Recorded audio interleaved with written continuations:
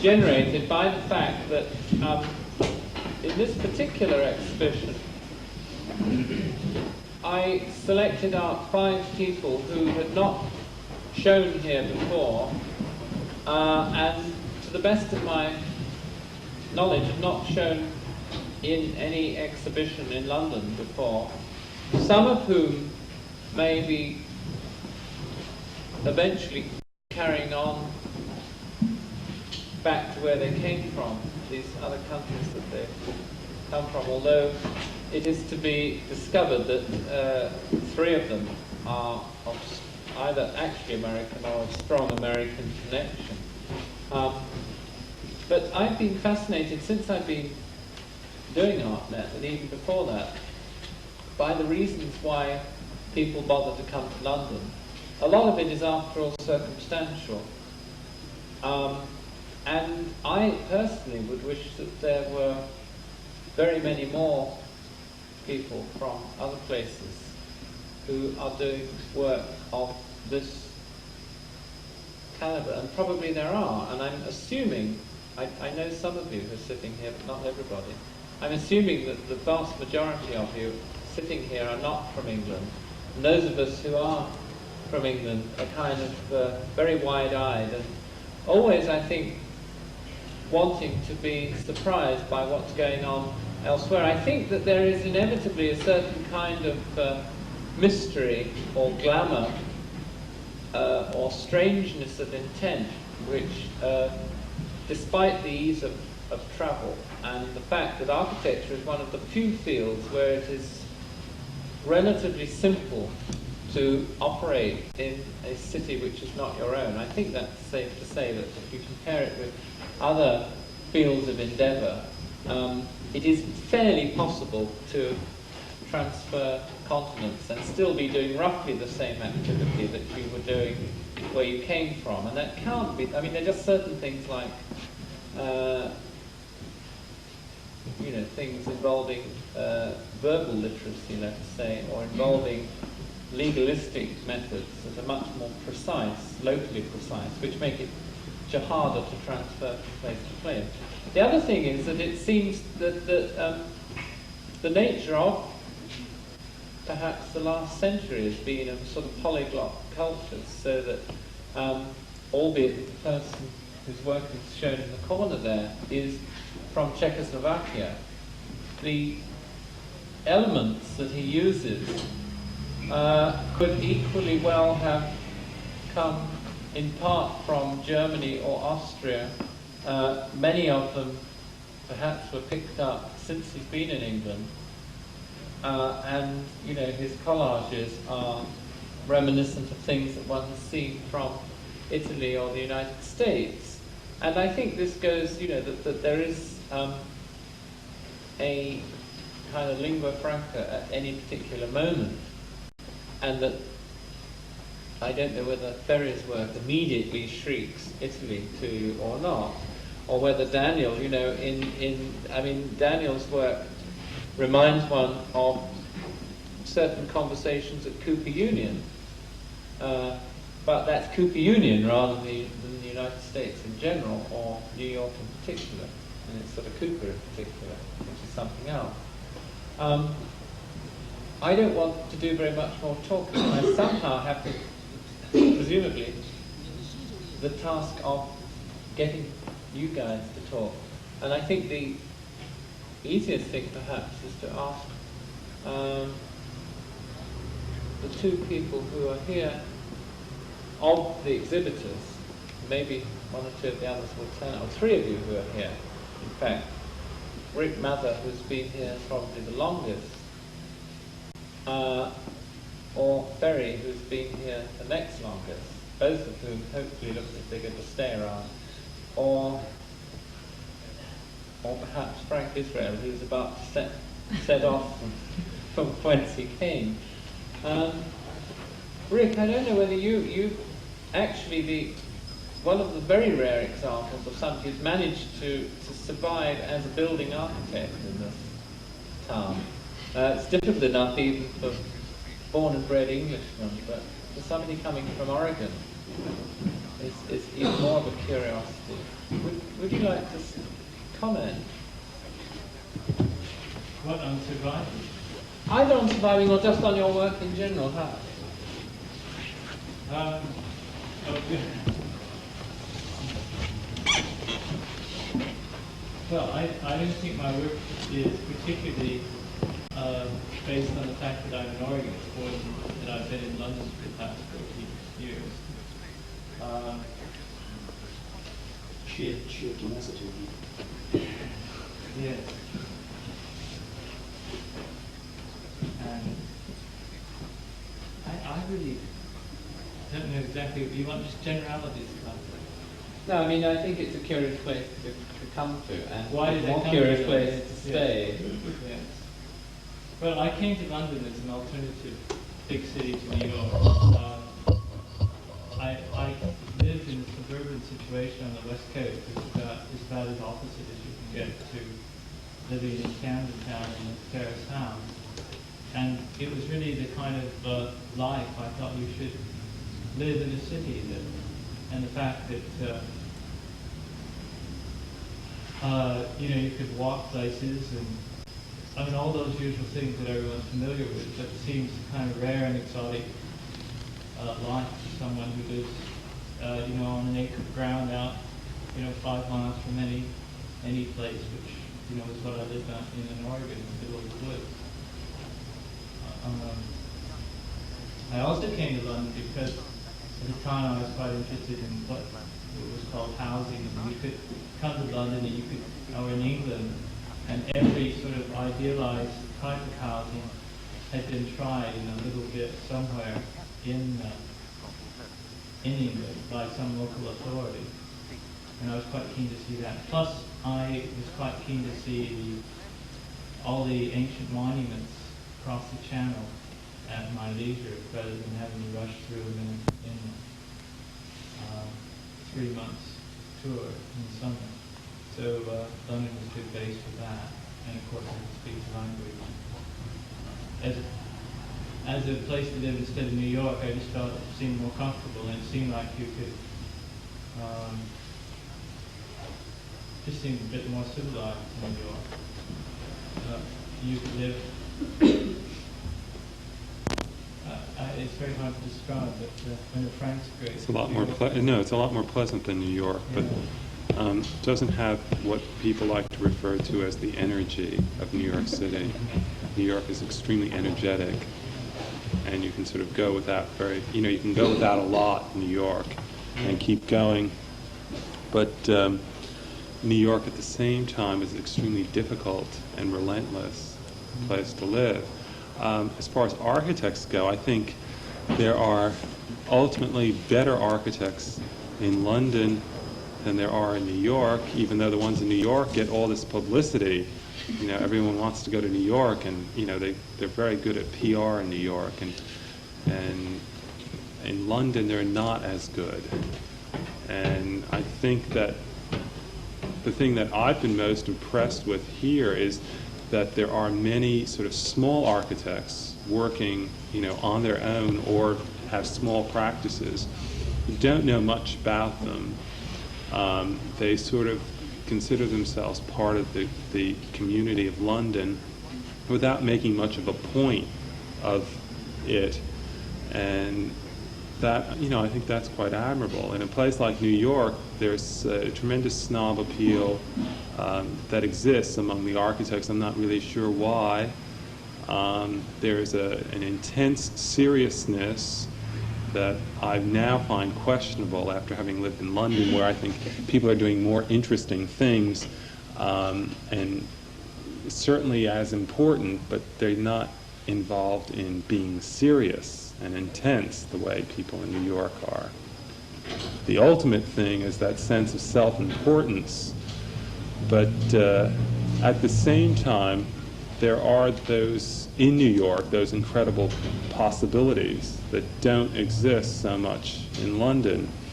And the thing I've always been so excited about in New York City has been the fact that I've always felt that my life could change in a minute there. Somehow that's all possible. And here that isn't so possible. But then at the same time, in London, people take more risks than in New York because there's a lot less at stake. What risks do you take? I think in their work, people take more risks. Certainly, yes. At least in the work that I see. And I'm not just dealing with architects. I'm dealing with, because a lot of my friends are painters and designers, graphic designers and sculptors. And I think that basically New York is extremely establishment-oriented, and in terms of the visual arts, I think New York's about 10 years behind London in many ways. You know, if anything, if you deal with painting, New York is still very much involved in pushing abstract painting, abstract expressionism. And that's purely an economic factor, because there are a lot of paintings lying around in the galleries. And people like Larry Rubin and even Leo Castelli want to get rid of these pictures because they have them, and and they've paid a lot of money for them. And there's still a market for them, they hope. So they resist introducing a lot of newer forms of painting. Of course, conceptual art is still quite strong in New York, even though I think conceptual art is well, I mean, quite I find passé. in my experience that, generally speaking, Americans who come to London are mostly attracted, depending on the fields, and actually regardless of the fields, they are mostly attracted by the sort of low-key type of atmosphere which prevails in an Anglo-Saxon type of environment. They mostly run away from sort of high-powered energy as you described it, okay? Well, I think that Europeans who come to London are maybe attracted by the opposite of it. I mean, I can think of English people or Italian people who come to London. What really brings them here is more the possibility of being in the only really big metropolis in Europe. What, you're excluding Paris? Sorry? You're excluding Paris? No, no. Well, then why are you saying the only? Yeah, or maybe I shouldn't say the only. Paris is a bit landbound, isn't Well, maybe it's the only who's really between the Anglo-Saxon world, is the Anglo-Saxon world and the continental world. Well, Paris is definitely on one side only. So I think there is more from that point of view, more in London to be found. Yeah, well, so I think there is a profound division between what one is looking.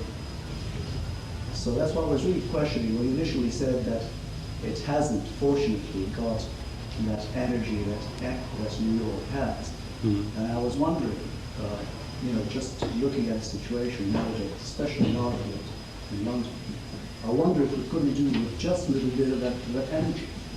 I mean, apart from a small minority of people in London, okay, like Peter, who get things moving.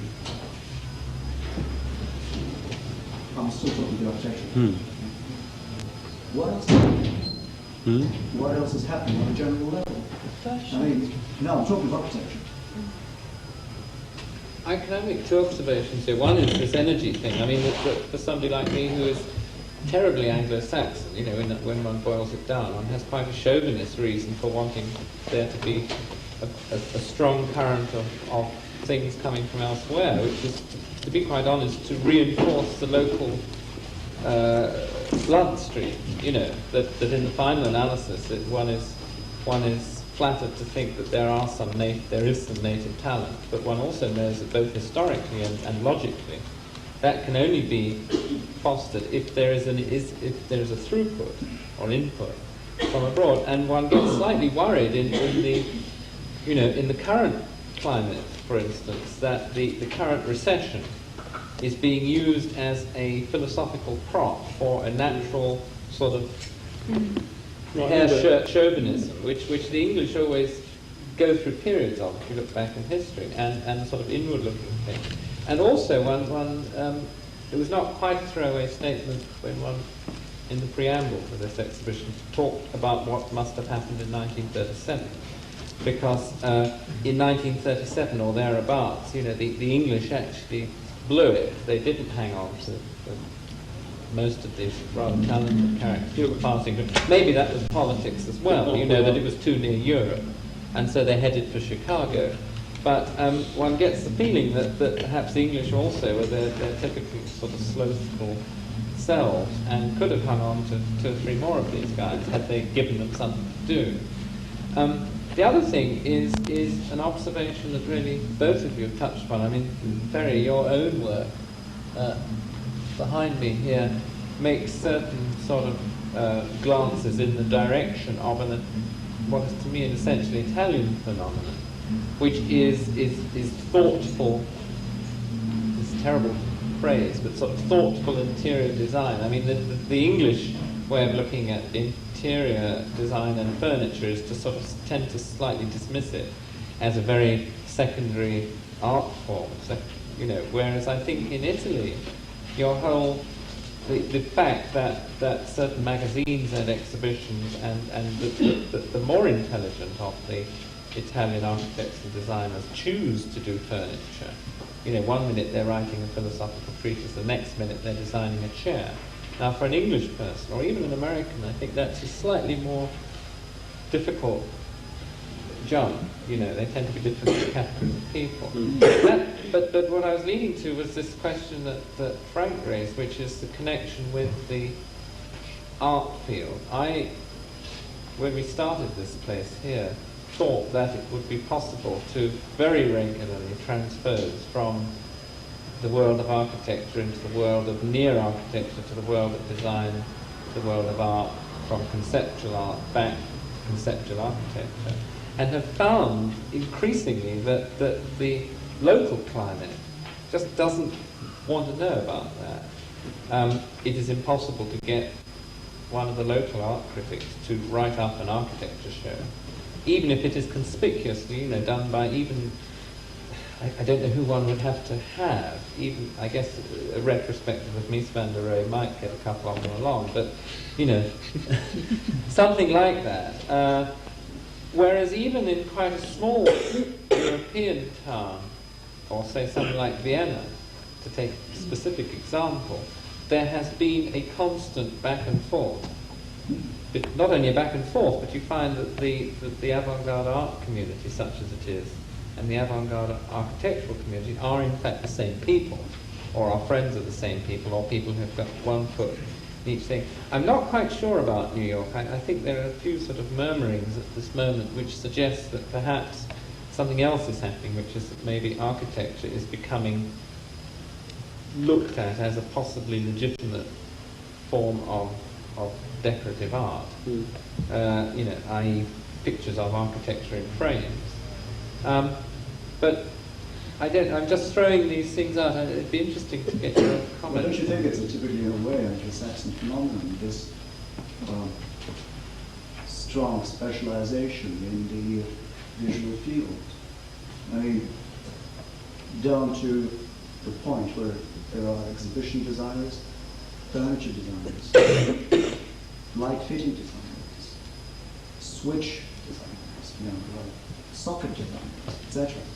And you just don't have this cross-fertilization between visual arts, and therefore you don't have this sort of mutual enrichment which can derive from one from the other.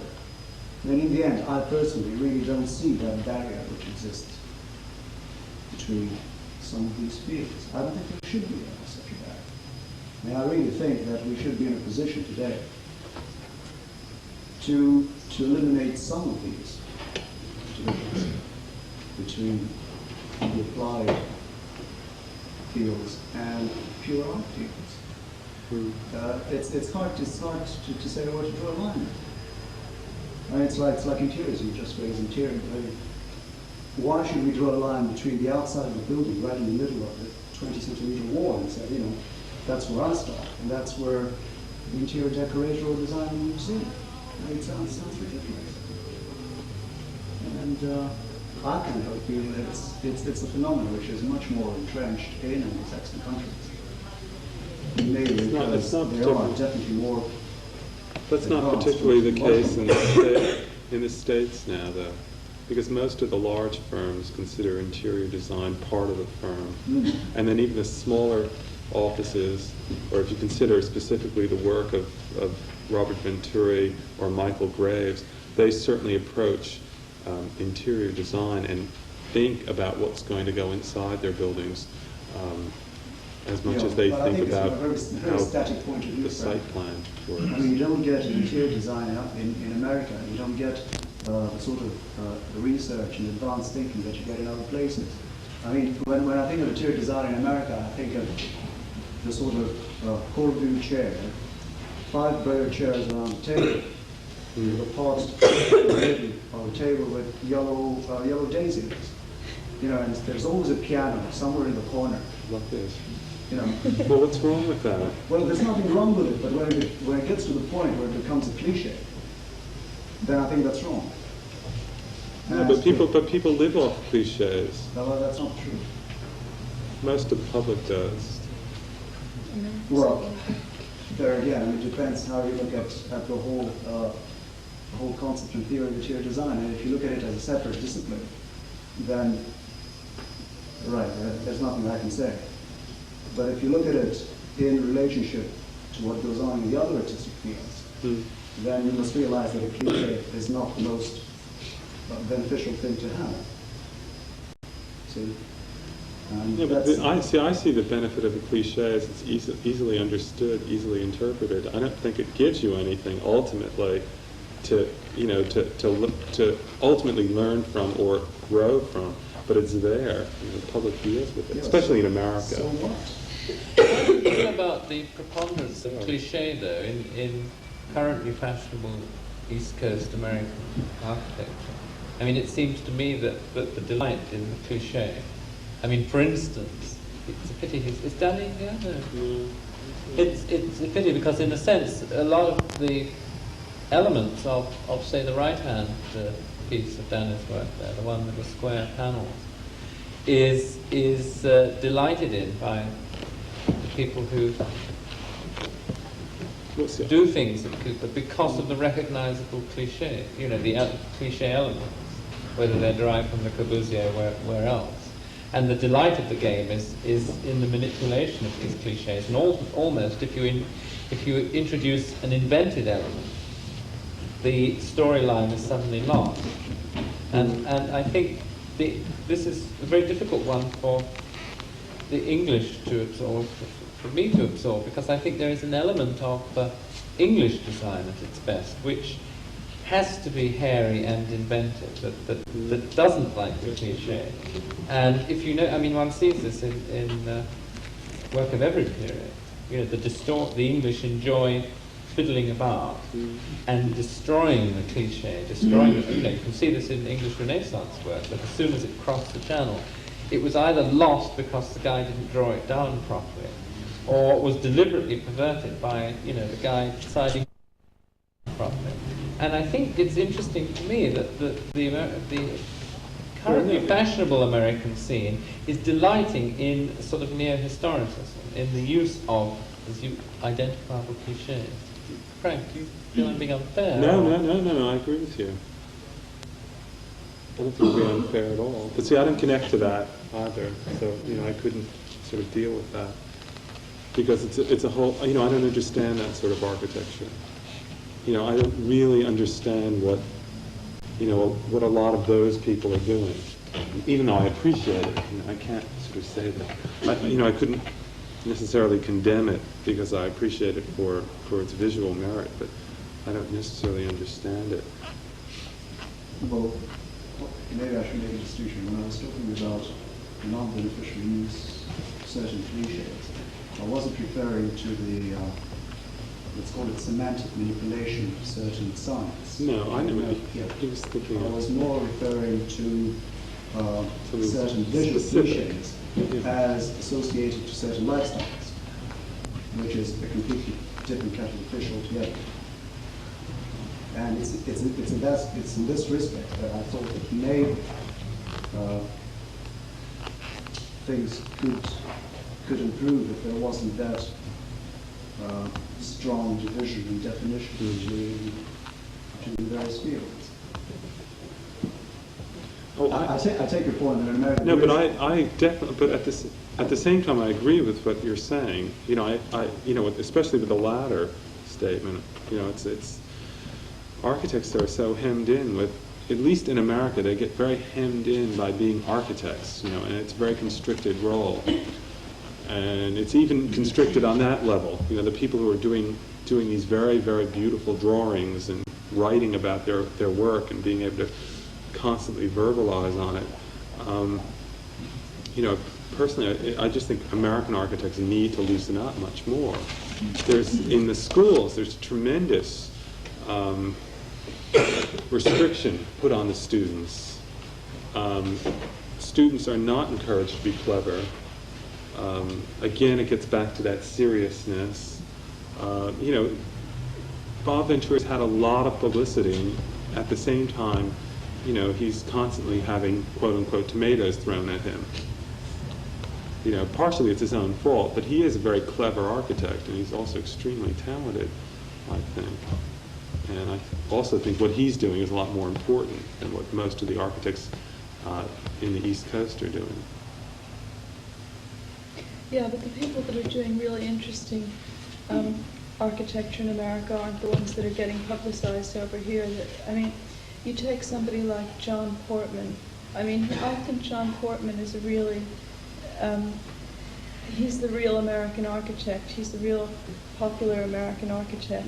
Yeah, you know, whereas he doesn't vocalize about his work. He's not really interested in publicizing his work in Europe. The ones that get their work publicized in Europe are the ones that are extremely self-conscious and extremely aware of the historical context that they're working in. Oh, no, that's definitely true. But it's been a beautiful operation. I mean, I've called to mind almost the first moment at which the New York Five were visible, which was actually via a Japanese magazine, as it happens. And it's happened like wildfire. You know, its gestation period has been something as short as 2 years, I think. But it's publicity. They're very good at Brilliant. PR. Brilliant. I mean, no English person could do it. But that's what New York is all about, you see. New York is not necessarily a creative place, it's a marketplace. And you go there and you develop this incredible art of selling yourself and selling a product. And Yes. and they're very good at it. That's you know, why Americans you know, do so American well magazines here, are too. trash, really. You know, have you picked up an American magazine lately and looked at it? Just graphically. It's trash. And yet, you know, they sell. And people read them over here, too. You know, and everyone is dying, you know, to be in an American magazine. Not necessarily the architecture magazines, but, you know, just the things like People and New West and New York Magazine. You know, incredible things you can write. But then you pick up a magazine here like something that they give off, you know, these things they give out in the tube, you know, like Miss London, or, you know, these things come out every week. And graphically, they're so much better than any of the American magazines. They're printed better, too.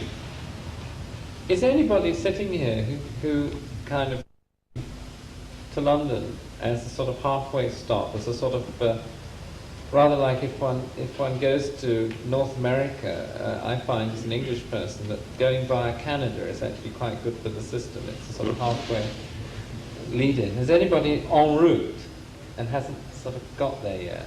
I wonder, there are quite a lot of places here who I don't know at all, and I'm intrigued to know where you're all from, why you're here.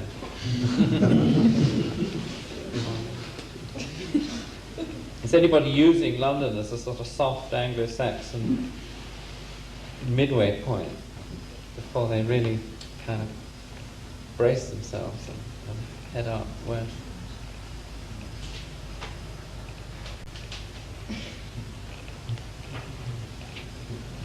Can't just do that. Yeah, maybe people are going east. Sure. Sure, I think it's a fact. I confess. I think that a lot of us, there's a group of us here from Canada that I think are doing that at the AA right now. Sort of use it as a midpoint in our architectural education to have a look to see what actually goes on in England and in the AA. And it definitely has been much more laid back than the rigor of our school. And it's been actually quite a mind-blowing experience in many ways too, because we're having the opportunity to see a lot of things that we just wouldn't be seeing there. Yeah. So I'd say this is definitely a resting point and a contemplating point for us anyway. Well, I guess I can only speak for myself. For our group, I think that's what's happening. Are you from Toronto? Ottawa.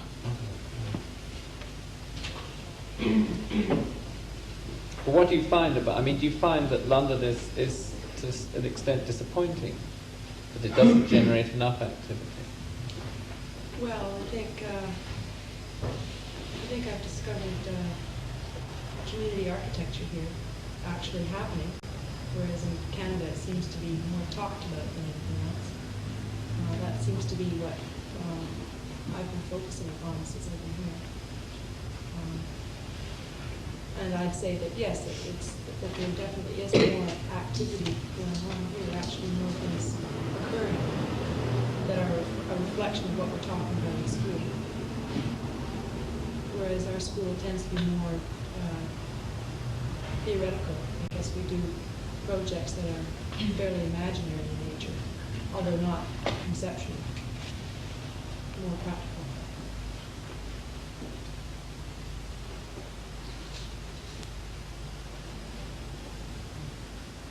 I wonder if somebody who isn't sort of so directly involved in the exhibition, but some of you were here at the opening and have seen it before and so on, and you've all been looking at it, I guess, this evening. Anybody would like to make some comments about the actual exhibition itself?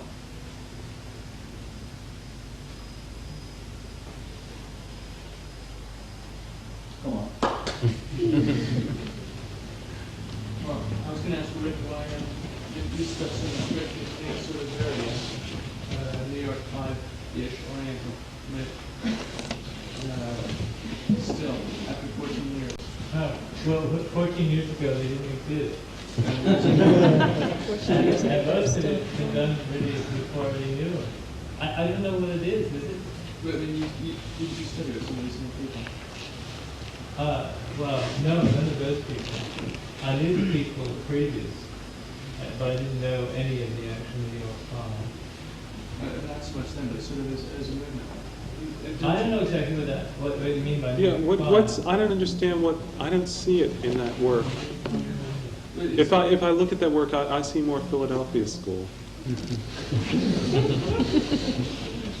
to get away from Never been to it's like incredibly American. I mean, it strikes me as being very American.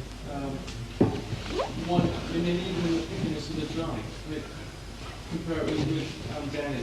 I don't know the thing on the left. I haven't seen anything like that before. It doesn't strike me as being particularly Cooper Union-ish, except it's the fact that it's transformation sort of oriented.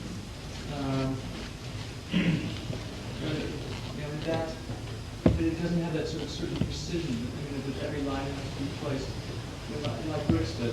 Maybe that's the difference in the wording sort of situation. And then the other question, I think that Peter was in the living for. I'm more curious. Do you find it easier to work here? Well, I find it easier to work here because I'm in a big city where there's lots of things going on. I've only worked here and I've worked in Portland, Oregon. And this is a lot easier to work in Portland, Oregon, to work in Portland, Oregon. Because there's more talk about architecture, there's more, you've got more exposure here. And gradually, when it's getting interesting jobs to do, I started out doing jobs that nobody wanted, like a bookshop. Nobody wanted, it was given to me by another architect because it was supposed to be £2,000 worth of new bookshelves. And then we got to talk to the client, and they discovered they needed a whole new building, and twice as big as the one they had. And the build job was, there was a fire there, and it was supposed to be just put back what was there before. And gradually, there's very good opportunities that come along. My house was the same way. Nobody wanted a house. It was a classic case of dry rot and so on. So yeah, I find it a lot easier to work here. Everybody I know in New York too is moving to LA because they've already moved. because they just can't take it. Whereas London's kind of somehow, you know, you feel like it's the longer you're here, the better it is. Whereas the sandpaper factor is probably too high in New York, for me anyway. What about you, Frank? I mean, did you find it much easier? I mean, Oh, to be here? for me, it's, I think, easier to work in New York than it is here. Why is that? basically. Because you know more people? Well, I'm not, well, I can't really, it's been a long time since I've been in New York. It's been 4 years. And it's difficult to really say whether it is easier. I think I did more work when I was in New York. At least I felt I was doing more work. Maybe that isn't really true. Maybe I was much more neurotic in New York than I am here. Maybe I am more energetic here. So what I thought was not so energy in New York was really neurosis. I mean, don't you find that your energy here can be much more directed because there aren't so many restrictions and people right around the next corner? No, because the thing about the way I feel here right now is, well, I was working in a very large office. You know, it was huge, and when I arrived, there were about 250 people in this office. And at present, I think there are about 70. And in the year that I was there, I saw the place, just get more and more depressed, to the point where there's absolutely no work. Now, the case is true in New York as well right now in a lot of the offices, but I haven't experienced it. Here, I feel that most of my associates are extremely pessimistic about being able to get work, being able to get a practice together. And a lot of them are thinking of going to the States. These are friends of mine who are British. So they're going to the States. In New York, people are about to jump out the window. So you have to hold people. You go and have lunch with these people. You have to hold them from jumping out the window. And as Rick says, they're going to L.A. So people they were are going to LA before this economic thing. Yeah, but they're still going to L.A. now. And people that I knew who came to went Or to the New South. York when I came to London have all moved away now. They've all gone to LA. And some of them been kind of more painters and sculptors and so on. But it's a constant. See, the fact of the matter is, And it's they- architects' phenomenon. You see, architects desperately, I think, have to get buildings built, and we, I should say, are all looking to go to a place where the opportunity is, or the opportunity exists to build. Now, I went to Tehran to work for Llewellyn Davies in Tehran. Now, I wasn't all that excited about working for Llewellyn Davies, but I was excited about working on a project that meant initially about 22 buildings for that firm, of which I thought I'd have the opportunity to design a fair portion of those, and that was offered to me as one of the attractive aspects of the job. But what has happened is, if you've been following the papers, the economy of Iran is not in very good shape. So that dream hasn't come true. It might, something might happen which will make it come true, but I don't think it's going to. But now I'm going off to New York to work again on something that might, very well be built and could be quite good. But I think in most cases, architects today are constantly shuffling around because we're all looking to be in a place where there is work and where we can see our ideas realized. Now, I was here the other evening, and I think it was Patrick Hodgkinson, was very depressed. And I'd really only met him once before. But he was very depressed because the younger generation is only concerned with drawing. He was looking around, he said, it's drawing and it's images. And his generation was concerned with buildings, making buildings. And I could just say, well, there aren't any buildings to make at the moment, which is why all these people are drawing. But at the same time, there is something to what he's saying. I think that architects are partially to blame for the reason that there isn't any work for them, because they've alienated themselves so much from the public. And the public doesn't really, they're not going to understand that. They want to see a house, and they want to know where they're going to live and how they're going to live in it. And architects are now, doing other things. They've really alienated themselves, and and they'll be able to start selling their drawings as art. And that's what's beginning to happen. What? That's only a few of them. I mean, in New York City, in that sort of very special incestuous. Yeah, but go to Columbia University and you see, and Cooper Union, and you see all the students doing that sort of work now. But somebody was saying about John Portman. I'm sure John Portman's better known than anybody really in New York, with the real few exceptions, because he's in the other magazines. No, Charlie Blackford is. So is Richard C. New York. So I so what? But the fact of the matter is, what I'm saying is mostly that architects, are running around looking for work, and yet they're not finding it. And so many of us have gotten caught up in being very sort of involved in ourselves, and and very precious about our work. Take Richard Meyer's book, for example. Now that is a very beautiful book, but at the same time, show it to a friend who isn't an architect, and there isn't that much that they can make out of it. Really, the drawings are very beautiful, but where do the people live? And that's a problem. It's ironic that you would come to London in order to find work, when I, 20 years ago, did exactly the opposite. Went to Canada, where I found plenty of work, actually. But I stayed in one place and built up a clientele. In fact, there were stages when we had much more work than we could have when we couldn't get staff. Of course, times have changed. It doesn't seem to be the case now, I would suspect. But well, Canada tended to spend all its money in my area on Expo 67 and Olympic Games now. Things have sort of slowed down quite a bit. But somehow, I think that the role, the ball now, architects have to take that role and try to create a situation which is more favorable to them. And why is it that, I don't know what exactly the phenomenon is here. I think it's probably better here than it is in America, but the percentage of buildings designed by architects in America is between 8 and 9%. The ones built. That's not very many. What do you notice, if anything, apart from this economic thing, do you notice different in the climate of architectural opinion here now compared to when you went? Well, I think it's very difficult for me to answer because I've not really been associating that much with architects since I've been back. I've only been back since September, and I'm here on a sabbatical leave, so I'm not going to go back again. But one thing that I haven't been in London in 20 years. Certainly, I must say I'm terribly disappointed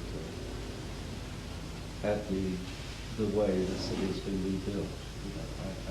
I think there are so few successes in terms of fitting into this beautiful old city. I'm very disappointed with that. As far as the other things concerned about working in Canada, I think that there was a much more a climate of optimism, that one felt that one was building a country and that one was doing work that was needed. We didn't start off with a lot of beautiful universities, but had to really go from scratch. There was always a sense of belonging to a community and community effort. Something that I spent 2 years working in London, but I never really felt that. I was working with ACP at the time, and we were doing things in Lincolnshire and miles out, Nigeria and things like that, and I never really felt that I was ever involved with it. I don't know whether things have changed in London now, but I rather doubt it something. I don't quite understand why all the students are studying architecture now, when things aren't very good for architects. There doesn't seem to be much work, and I keep on hearing there are more students now than ever before, and and I don't understand why they're all going to architecture school. I keep on wanting to, to grab some of these students and ask them why they're there. Well, I think That's, no, I'm asking you that question. Yeah. Don't ask me answer by asking me a question. Because I think that The climate was different when I went to architecture school. But did you go to architecture school just because of the fact that there was work for architects? Well, I there had was a, work for other people too at the same time. it was a much more, I think, it had a lot, basically it was very, very positive where I was going to university. And there was a very good architecture school there. I didn't go with the thought of becoming an architect, but it was, I went to the University of Pennsylvania, and Louis Kahn was there, and I was able to sort of see him and work for him when I was an undergraduate, and derive a sort of optimism. He was building a lot, and I was sort of involved in watching 2 of his buildings get built, and that really got me interested in doing architecture. Right now, I'm just curious to know why there are so many students studying architecture now. I don't think there's that many studying architecture just for architecture. I think the type of education you get at an architecture school is much more of a general type thing in many cases. It's a different type of education than you'd get in an art school, which is still kind of, it's very organized and regimented. I mean, you will learn this, you will learn this. Whereas in architecture, you can kind of make the decisions as you go along, even though you have basic courses set up that you have to do. Eventually, I mean, the things are abstract, at least where I was, very abstract. And I mean, half the time I didn't understand the exercise until 2 years afterwards, but that's really nice. Whereas, before, in many other things, basically what you see is what you get. See, I had no idea what to expect when I went into an architecture school. I mean, I went in kind of as a last resort, an alternative to suicide. And I mean, every year I can review these things, and it means something different. I don't think any other curriculum could have given me that, and I think a lot of students are finding that. And I mean, people go back and they tell their friends, or they tell people, the word gets around, and then, I mean, that's what everybody wants. I mean, even though that... with the educational system and the subject, then? Sure, yeah, it's the way you learn, But the way it's 6 years approached. ago, if somebody had said to you, why don't you go into the safest thing that you know, you have gone into education, become a kindergarten teacher or Well, art teacher. I don't think I Well, that would. would work too, Yeah, just as much as architects are or engineers. sure. So it doesn't really... Is it because it's pleasant life, really? You're saying being an architectural student is probably better than being an accountant. Oh, absolutely. There's a certain satisfaction also, having your ideas manifested. Even if you don't. It's sort of a cricket about it. I think there's a parallel between this and the discussion about drawings. The answer to Patrick Hodgkinson is it's a different moment in time, and it's no use him wringing his hands. I mean, at least if people are enjoying doing drawings, they're enjoying something. They'd be much more miserable if they didn't enjoy doing drawings and they weren't doing buildings either. Then there's nothing left. I mean, that's a terribly fatalistic view, and I feel as a sort of English person, again, coming back to this exhibition and so on, that there's long been a conversation which runs something along the lines that, England is a very good place to come and study architecture, so long as you don't look at what's built. And I think on the average, about every 4 days, I or people that I know are approached by, this week's crop of people from wherever, Yugoslavia or Canada or wherever. And they have the automatic set of questions. This is fascinating, sitting here. The standard questions, in addition to sort of best Indian restaurant, etc., are about which new town should we go and visit, and giving them the honest answer, which is none of them are actually worth going to visit, is not considered satisfactory. And so you sort of say, well, Milton Keynes, if you can find anything, and Harlow, I suppose, because it's near. Then they say, which are the best buildings in London? And you have a set of sort of possibly 2 or 3 buildings which you actually like, these 2 of which are 100 years old. And there's this puzzled look, there is this expectancy that you come to a place where arguably the conversations in architecture are, you know, either the best architectural conversations or amongst the 2 or 3 places where you can have the best architectural conversations. But unlike those other places, you can't go and see it. I mean, even in New York, depending upon your taste, you can go and see it. In Rome or Milan, or even in somewhere like presumably Stuttgart, you can sort of go and see it. In London, it's really terribly bad even more bad in proportion to the level of conversation. This disproportionate difference between level of conversation and criticism, I think, which is to be mentioned, even though some of our best critics have now left here, like, you know, Rowe and Banham of their respective generations. Probably our best 2 most important architectural critics are both sort of languishing somewhere in upstate New York. Etc. But it is curious, this, and I don't have any explanation of it. All I can say is that, you know, if you're a local, you don't argue with it. But it seems to fit then this question of why are you, to answer your question in a kind of funny, negative way, it is no more ridiculous than the fact that there have been these marvellous architectural conversations going on in this city for years and years and years and years, and still nothing gets built to do with it. It doesn't therefore seem very ridiculous that now nobody's building anything anyhow, and people are still doing architecture. Or they're drawing buildings that nobody intends to put up, etc. I mean, you can get to an incredible level of sophistry at some point where the whole thing becomes, you know, the world's greatest wank. But that notwithstanding, this is consistent with the city, and that also I find curious.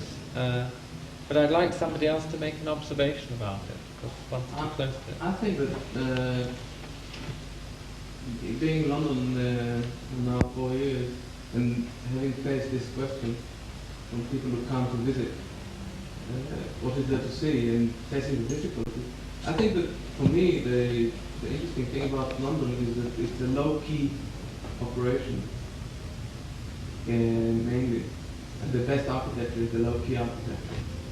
And I think there is a lot of it around, which is difficult to find, but still there is a lot of it around. And where it fails is probably where it fails all over the world, in the high-key architecture. And when I have faced this problem, I would take people to see some of the low-key architecture, kind of infill projects in London, which I think are a good example of what architects should do in our time, rather than building national theatres and this sort of stuff. And I think there is quite a lot of... It's funny because I agree with you, but at the same time I wouldn't want to do that. That's the sort of thing I keep playing with in my head is, yes, you know, architects have to be very moral, and we have to, you know, do this infill and sort of, you know, blend our buildings in and be modest. And, you know, I remember when I was a student at Columbia, Bob Stern asked me to organize a modest exhibition of architecture. And this modest exhibition, you know, blew out of proportion. You know, went on for 6 months planning a modest exhibition that cost about $10,000, I think, just to kind of put the thing together. But it was modest, you see, that was the word. And it's a word that keeps cropping up in, you know, late 60s, early 70s architecture, you know, this sort of coming up with this sort of a modest approach. And I think that's all very moral, but I, at the same time, I don't really think I'm all that modest. I think, yes, I think... And I think that most people have a hard time being modest. What's an example of what you mean? I mean, just of the kind of architecture yeah. I'm talking about? I mean, a bookshop like this, for instance. I think maybe one of the reasons people like Rick come to work in London is that they can afford to be good architects and do small jobs. Well, that's not necessarily the case. It's expensive. It's expensive, yes. No, but still, I think it's there is this kind of pressure I speak just of feeling. I don't really know, only from visiting the place and having felt the atmosphere. Where did you come from? I come from Israel. And I think in Israel we suffer from some of these illnesses. We have But to the be brave. Karmis, the Karmis. We have to be big in order to in order to say something. And I think that what I found in London was the fact that we could be small and say something, or do something good and Yeah, but doing it. how do you feel about this return to the picturesque? You know, sort of, how do you feel about that? Is that, you know, which like the Times, you know, it's the Sunday Times is, you know, coming out with this strong, I think, very strong stand against modern architecture. You know, and they had this dreadful piece in the magazine. What the Sunday Times had. Yeah, but they're I preaching. hardly read the Sunday Times at all, although I get it every Sunday. I mean, the magazine, and only because it did touch on architecture, I did read it, and just realized that it was really not worthwhile reading anyway. It's interesting that it's sustaining an attack like yesterday's had the attack on Cool with the drawings that I thought at for one dreadful moment were actually done by Rem Koolhaas, and I it's very funny. I'm probably totally unconscious double take in those drawings, and I thought that really it wasn't. You know. Same reaction. And I got this slightly shivery feel. I mean, there are one or two shivery things. One of the most scary things I've encountered recently was going to the RIBA conference in Hull, where there was, I think, only one non-English speaker, maybe two. And this is a fairly general purpose conference about architecture. And I thought, my God, you know, it may be the Royal Institute of British Architects, but we are, after all, in a European context, etc. It's all incredibly chauvinist. The second frightening thing, even more frightening, I think, was the last year's issue of the Architectural Review Preview, where nearly everything had a pitched roof or was trying desperately to look like a sort of Maltings of Snape. You know, I mean, in a desperate sense. This very inward-looking.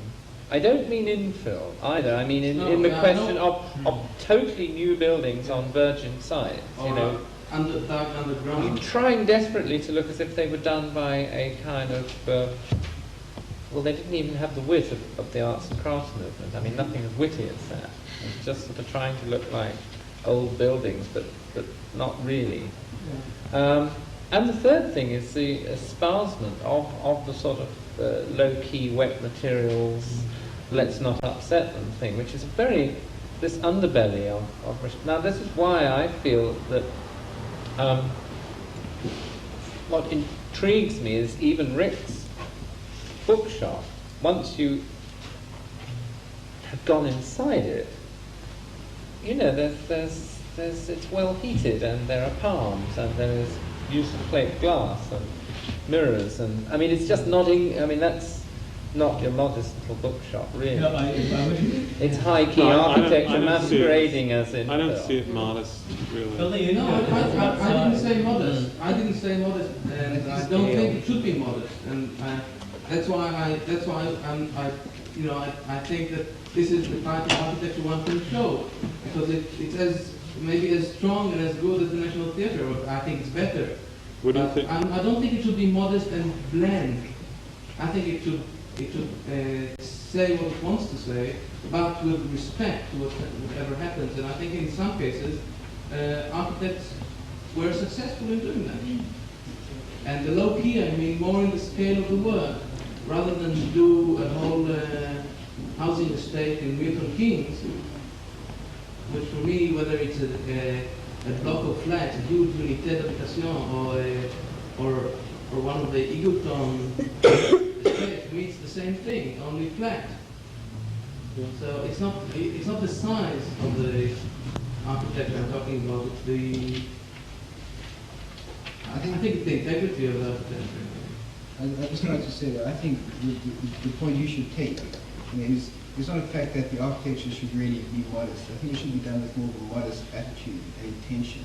Yeah, and I think if you compare some of your drawings, particularly the project for a terrace house in London, They're not mine. that's not yours. Well, that one in terms of modesty, and you have a look at some of those over there in terms of modesty, and you try and equate them in terms of success and actually doing what they're supposed to be doing. I think it speaks for themselves.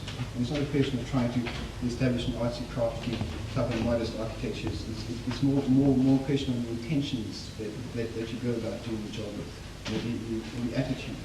So, Well, no, but I think it also depends specifically on what the job is.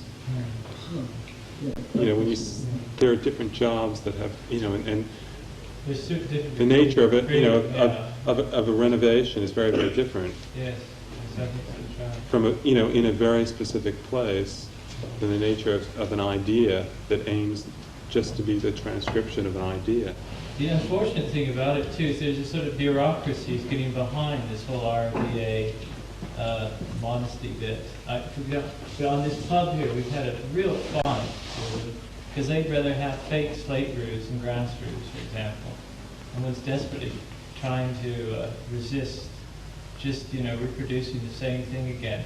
And they have an architect's panel that reviews every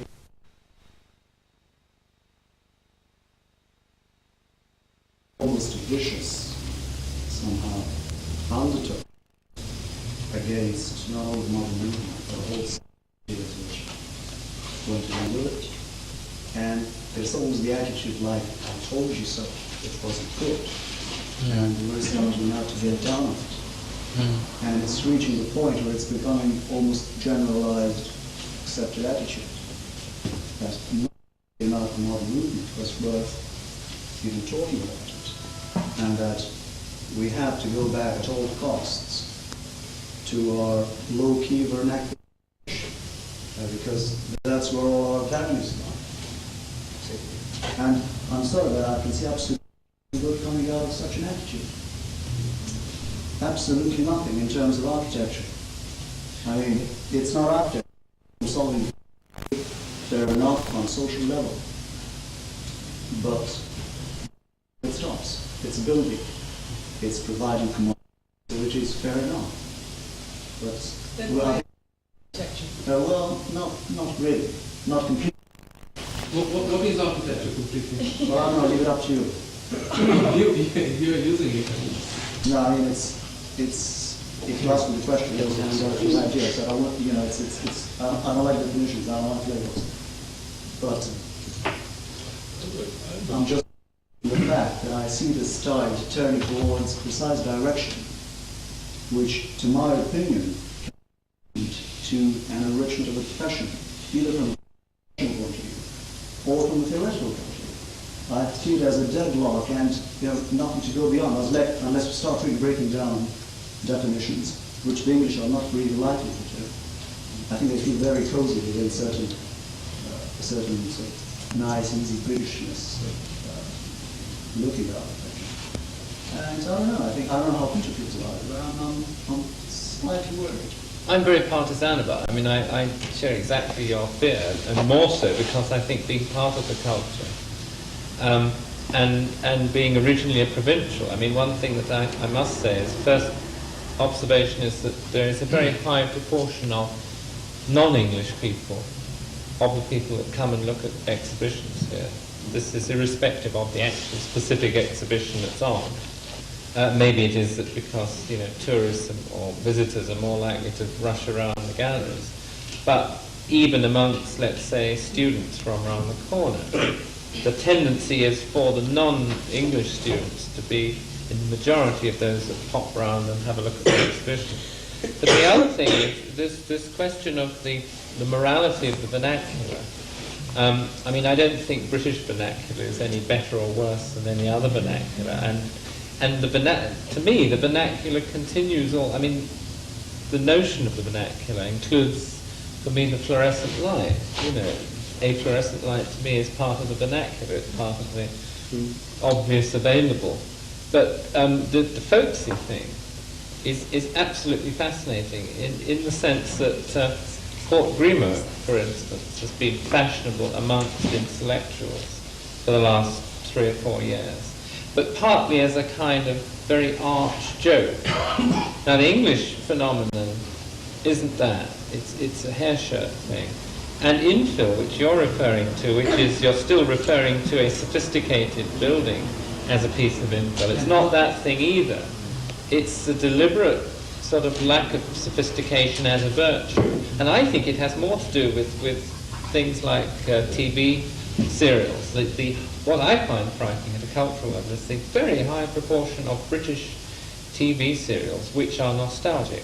Even nostalgic like Just William, which I grew up on, admittedly not in its early days, but is presented as a 1930s, 1930s thing. Nostalgia for the war, nostalgia for the First War, nostalgia for upstairs and downstairs. Even, nostalgia like the recent, I've watched TV, but nostalgia for the which was a fascinating series, the Cambridge generation of 12 years ago.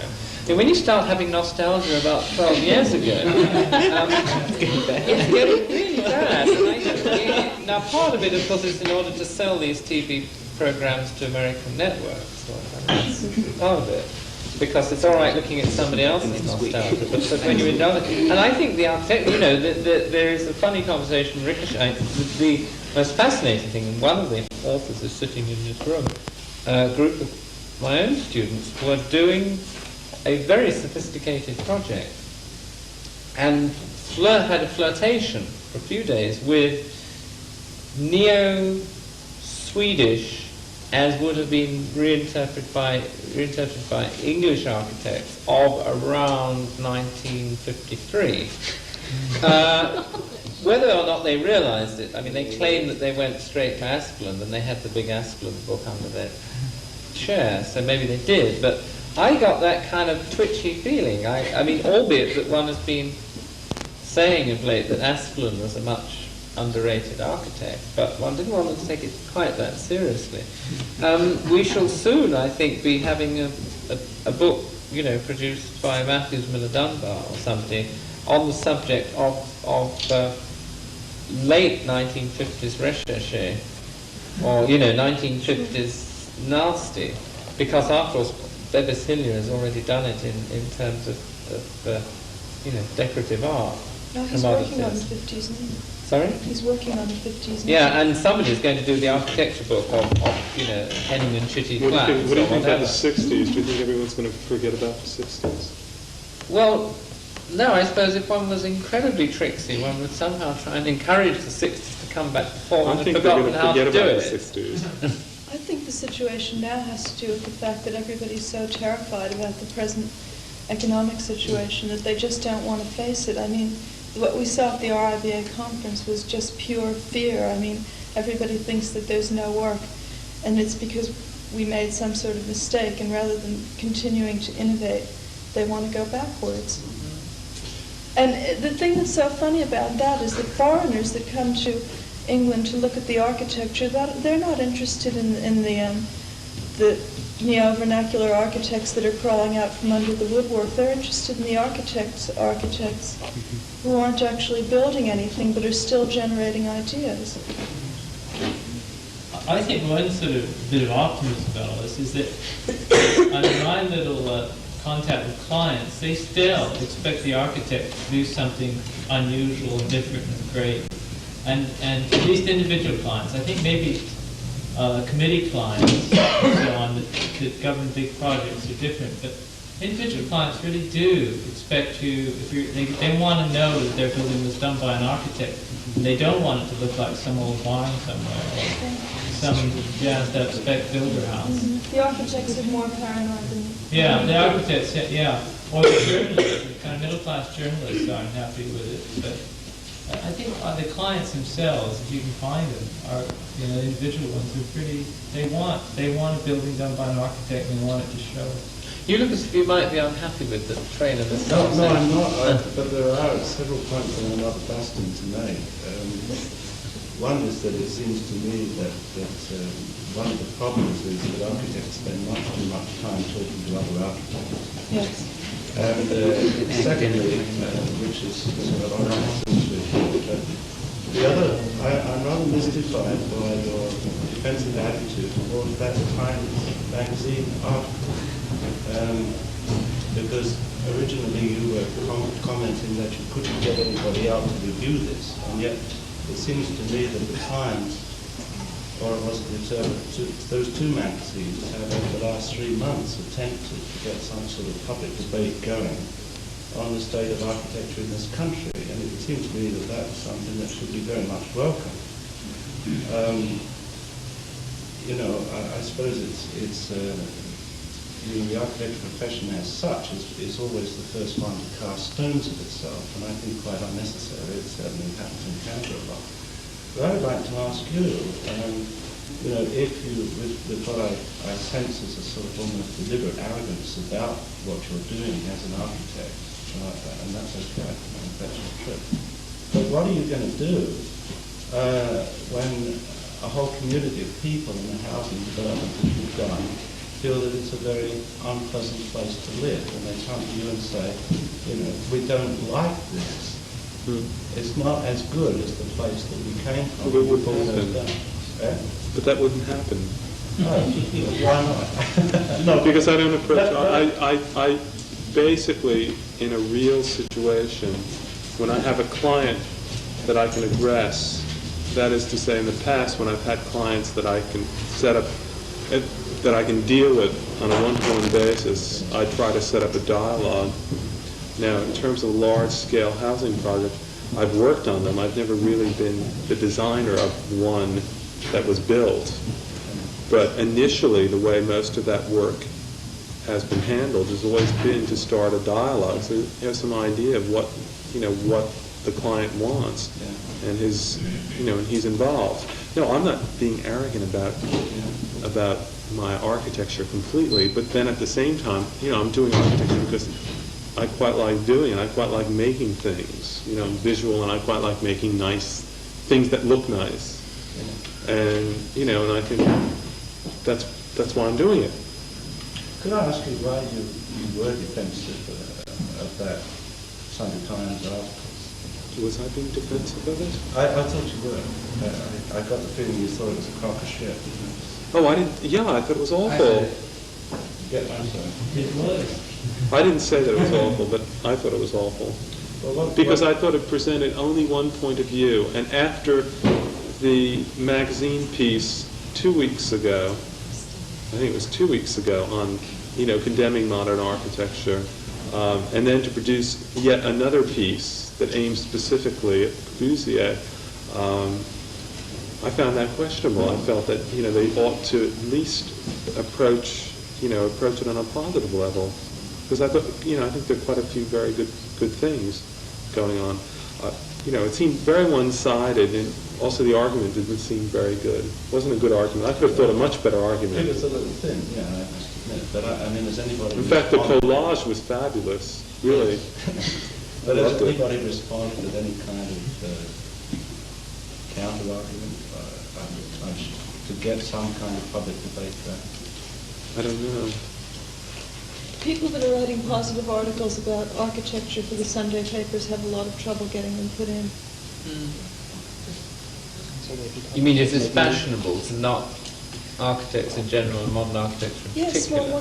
well, one of the things that Charlie Jenks said at the conference was that he had 2 articles on contemporary architects rejected at the same time that Conrad Jameson's article was accepted. Because what they wanted was knocking copy. And I mean, Jameson's argument was so spurious, the kinds of quotations that he trotted out were just so, they were just pulled out of a hat. I mean, for all the people that he got that said that, let's say Lillington Street looked like a rabbit hutch, he'd probably find 5 more that liked it. I mean, that's a very low-key development. What's the criteria along which you judge these things? Beg your pardon? Along which criteria do you judge whether it's good or bad? Whether it's acceptable or not? Along what criteria do you think? When you say that he said it looked like a rabbit hutch, and you find that you feel it's good. I know people that live in Lillington Street. And they see and they like it. it's a fair enough. But I would have thought that this knocking of sort of high architecture in particular, and architecture in general, is consistent with, for instance, the Sunday Times current colour supplements moral tone. I mean, the whole lifespan thing. And having, again on TV, seen that editor interview, you know, he's very much a sort of hair shirt with colour supplement front guy, and it's absolutely consistent. And I would have thought, in a way, I don't mind it if you can pin it to a particular publication. You know, in a way, if the Sunday Times does it regularly, every fortnight now, it's going to really knock architecture. At least you've got something to hate, and it could have a good effect. Positively, in that it could set up a polemic. I mean, this is something we were saying earlier on, that London doesn't generate very much polemic. I mean, this is, if I can introduce another thread, hoping that somebody will pick it up. But another distinction here has from, say, European situation, which is, and hopefully pulling up the Italian conversation, which is that the English are not very good with polemics in the main. Even the sort of hair shirt thing, or return to nostalgia, is done almost surreptitiously. It's not erected as a debate, you know, except in this instance. And Jameson's not English, right? No, he's American. Yeah. And you know, the example of Corb is after all not English, but it's this thing that we're very bad with polemics, and I think this has sometimes been to great advantage. But it's very difficult in this situation. I mean, I almost feel that the exhibitions that one chooses to have here in the architecture field, one sort of puts up slightly as coconut shies, or to stimulate either somebody else to do better, or somebody else to do something better in the same vein, or somebody else to hate it. And what is extraordinary is when you don't get any reaction at all. Sort of people say, yes, it's sort of quite nice and he draws well. It's great sort of. I can't imagine that happening in New York. I can't imagine it happening in Milan, actually. No, it would not happen in New York. People would walk out. Yeah, I can see the beneficial side of it on a social level. Right? Having been here and having sort of seen how customs work, I see why polemic is not the thing to do, because it is in a way a verbal intrusion into one's own privacy in a way. It is trying to impose one's own opinion or ideas in a fairly, say, strong manner upon somebody else, which is not an English thing to do. So everything remains on a very uncommitted level, which is a very English thing to do. And obviously in places such as in America and Italy, where temperaments and social habits are completely different, polemic is just the natural consequence of presenting different opinions and different ideas between people. I mean, it just comes out naturally. It's the environment, it's all social habits, the history which in a way generates it. So, I don't know, as far as we're concerned, I think it's good to have it. I don't know how you feel, but when somebody just looks at something and says, nice, it's well drawn, and walks away, that's it kills everything. And the same thing, I find it very much related actually to this whole low-key vernacular attitude, because there's nothing very much you can say about it. Assuming you want to say something, you wouldn't say it anyway, because expressing things in a fairly vehement manner is not such a nice thing. So everything just sort of denudes itself into an uncommitted sea of wishy-washiness. I don't know why. I'm being extremely, I'm playing the devil's advocate in a way, but it's because I'm Italian, so it's okay, there's a bit of polemic, otherwise. Yeah. So I would gladly sort of take any criticism. My only criticism is the thing I think you referred to the things I said earlier on. You keep saying low-key vernacular, which for me, low-key and vernacular have nothing to do with each other. In England they do. No, I don't think so. I think there's a lot of low-key architecture in England which is not vernacular, and a lot of vernacular architecture, or a lot of architecture which tends to be vernacular, and that's probably where it's really bad. But I think you shouldn't do this connection, because the reason I'm particularly sort of hammering on that aspect is that the one which I see coming up more and more and more frequently, and it's the attitude which is becoming almost the desired attitude to have within the architectural profession now, for historical, for work reasons, for professional reasons, whatever. But I see the two concepts being closely linked more and more, and advocated not only through the general press, but also through the more diffused architectural periodicals in England. I think that what the press is hammering about, like this Sunday Times article, is more the social question of architecture than the actual architecture. I think when somebody criticizes a housing development of blocks of flats, he doesn't criticize it architecturally, he criticizes it socially. And for me, the fact that in 1 year a certain planning authority like the PLC says, all right, we've had enough with the power blocks, we're not doing any more of those, means more than anything architects would say about it. Because they are those who allowed those power blocks to come about. And as far as I've experienced, the planning laws and the planning grip the planners have upon architects, they have a lot of say on the end result. And I think those articles are really talking about the social aspect of large comprehensive development rather than on architecture and such. And again, to come back to the thing about low-key vernacular modern movement, I think personally the modern movement for me is the springboard of anything I can think of about architecture in many ways. I can also see the faults that many of the modern movement fathers had in what they did, but that's why I can't accept an article like that about core in the magazine, because in the atmosphere it's very easy to attack the person who is probably most responsible for these things. I think still core stands very high for me as an architect. And I can still do the distinction between his work as a social thinker and as an architect. Yeah. Well, I don't know if you remember, Peter, the comments after the rally. I mean, okay, if you take,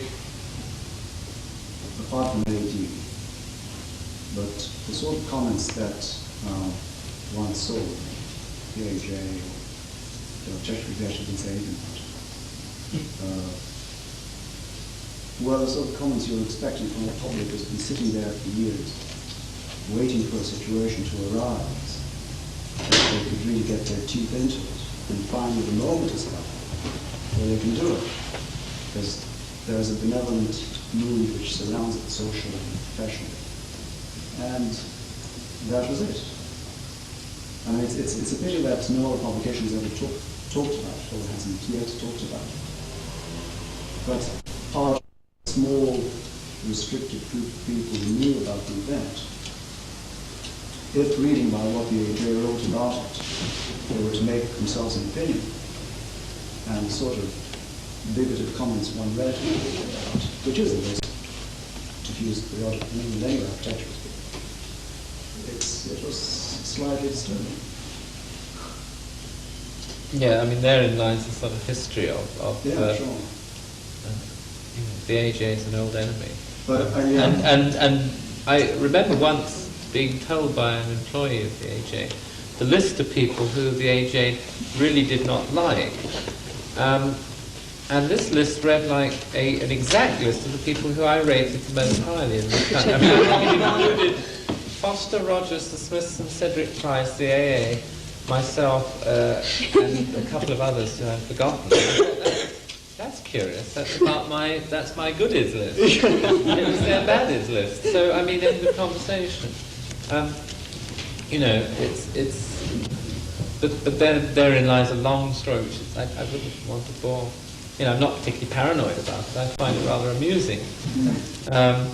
And I can still remember being a sort of spotty provincial youth in a provincial office, where the AJ was one's means of communication with the architectural world at large.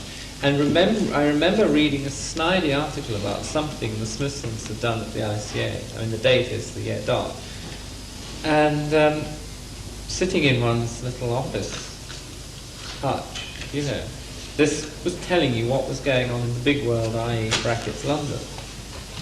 Obviously grossly misrepresenting it. So it's been doing it for years. I think this is inevitable, you know, that the other thing is the question of survival by accolade of one person. You know, I think that watching those of you who are exhibiting here this evening, watching you a week ago, each with your bevy of a dozen or more cronies, etc., which is why it's one of the biggest openings we've had, but you know, I mean, it was absolutely crowded out, and but not all with cronies, but it was interesting, I think, that if, as one does when one exhibits, you know, as long as a couple of people say they really like that drawing on the left-hand corner of the way you mounted the photograph or something, you feel temporarily, it doesn't matter, hang what the AJ is saying, or, you know. And what I'm leading to is a question of doing things on a certain sort of network basis. But Rainer Bannon has a marvellous phrase when referring to certain kinds of architectural people. He says, known throughout the world to 132 people. Beautiful phrase, because it's sort of true, you know, that 132 is really quite a lot of people. And it doesn't matter if, you know, one of them's in Zagreb and two are in Portland, Oregon. And, the other is somebody's brother, you know,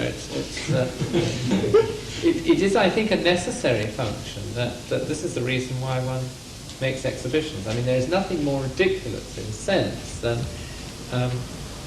and you guys actually did most of the hard work yourselves, you know, of standing on the ladder and getting, you know, those pins that only come from one shot, and actually painting the left-hand corner white, and, you know, making sure the glue on the back of the photograph is there. And the obvious, presumably the obvious way of dealing with this is by a publication, or taking somebody around the corner and pointing them to the building, assuming it would exist. But there is, since we've been doing ArtNet, I'm often puzzled in my own mind as to whether, you know, London is really interested in this material, or whether doing it in the form of exhibitions is the correct way of doing it, whether it's a very cumbersome way.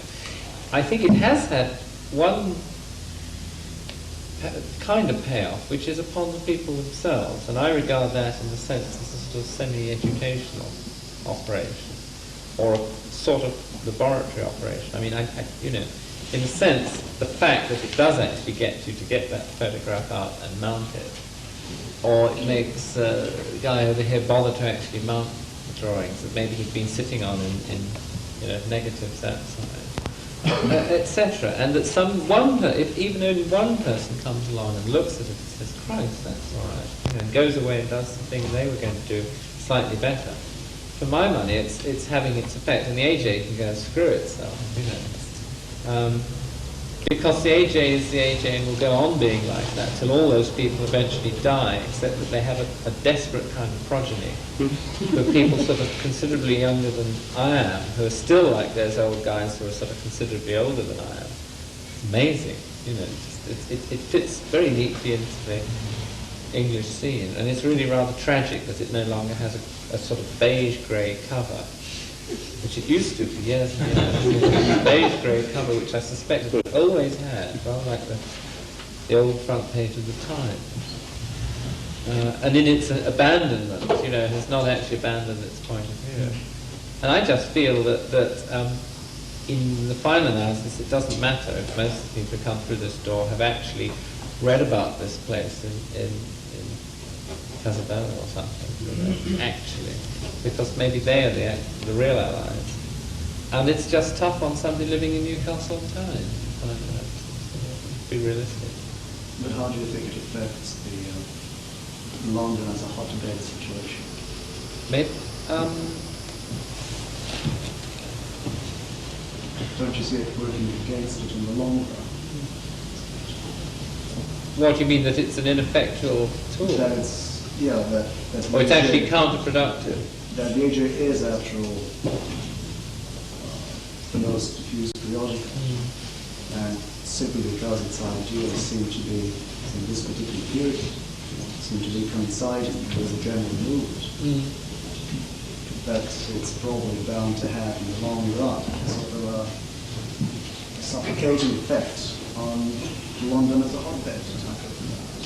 Could do, except that I just rather hope that people in London don't all have to read the AJ, But it does certainly affect what you read if you're in a provincial town, to a frightening degree. I don't know whether this has been sort of downbeat conversation, whether anybody wants to pick up something slightly more. I mean, we can go on moaning. But stop and go around to the pub and moan more into a glass. I know there's somebody like Pedro sitting at the back there who is a sort of inside outsider. Can do a marvellous summary statement. I don't think I can do a summary statement. Sorry, Peter, but I didn't come to the opening to have a look at these things yet. But I think that one of the sort of positive things that are being said by people like Rick, talking about the way he's trying to pull strings that appear to be very short at the beginning of the job and end up as something that more promising than the kind of thing that people here would just reject because they're not prepared to do any footwork in actually pulling something out of the box. And I think that's the problem is here, really, in getting things moving. Because there must be lots of